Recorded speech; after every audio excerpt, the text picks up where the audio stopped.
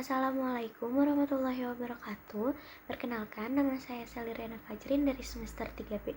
Di sini saya akan mereview jurnal Hukum Administrasi Negara yang berjudul Oratio-Dis atau Tantangan Ilmu Hukum Administrasi Menghadapi Perkembangan Konsep Negara Hukum di Indonesia. Di samping keadilan yang serba relatif, hukum pertama-tama bertujuan untuk menyelenggarakan atau menciptakan ketertiban. Ketertiban ini pada gilirannya merupakan syarat pokok bagi adanya suatu masyarakat manusia yang teratur. Untuk mencapai ketertiban itu diselenggarakanlah kepastian hukum. Erat kaitannya dengan hal tersebut, hukum mempunyai hubungan yang erat dengan kekuasaan. Hukum memerlukan kekuasaan untuk melaksanakannya. Sebaliknya, kekuasaan mempunyai batasan-batasan yang ditentukan oleh hukum. Dengan kata lain, kekuasaan merupakan suatu faktor yang mutlak dalam suatu masyarakat hukum.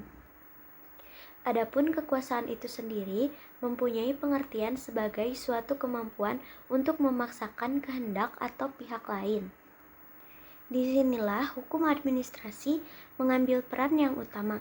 Secara jelas hal ini dikemukakan oleh Van Vollenhoven sewaktu ia berusaha untuk menerangkan hubungan antara hukum tata negara dengan hukum administrasi. Menurutnya, hukum tata negara itu mengatur susunan dan mendistribusikan kewenangan kekuasaan negara. Sementara hukum administrasi membatasi perangkat penyelenggaraan negara dalam penyelenggaraan kekuasaan negara tersebut. Sehubung dengan uraian di atas, Sudargo Gautama 1973 mengatakan bahwa dalam hukum administrasi inilah terletak sandi-sandi utama suatu negara hukum. Secara historis, konsep negara hukum itu telah dimulai sejak abad ke-19. Sejalan dengan berkembangnya era industrialisasi serta paham liberalisme kapitalisme khususnya di Eropa, pada mulanya negara hukum diberi arti sebagai negara yang seluruh perilakunya didasarkan dan diatur oleh undang-undang yang telah ditetapkan sejak semula oleh Badan Perwakilan Rakyat. Apabila kita mengingat bahwa konsep negara hukum modern atau welfare state ini tumbuh selama dan setelah Perang Dunia Kedua, Robson 1977 dan Harpold 1983, maka jelaslah bahwa konsep yang menjadi acuan perumusan Undang-Undang Dasar 1945 merupakan perumusan yang amat maju pada waktu itu. Akan tetapi waktu tetap berjalan. Milenium ketiga sejarah manusia telah dekat di depan mata. Sumitro Jojohadikusumo 1991 menunjukkan ada 4 dinamika yang mempengaruhi pola dan arah perkembangan jangka panjang.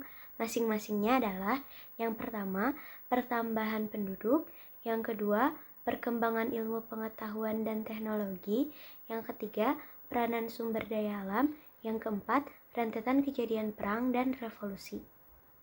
Adapun pasal-pasal Undang-Undang Dasar 1945 yang mengatur tentang hubungan penyelenggaraan negara dengan warga negara, yaitu pasal 27 sampai dengan pasal 34 Undang-Undang Dasar 1945,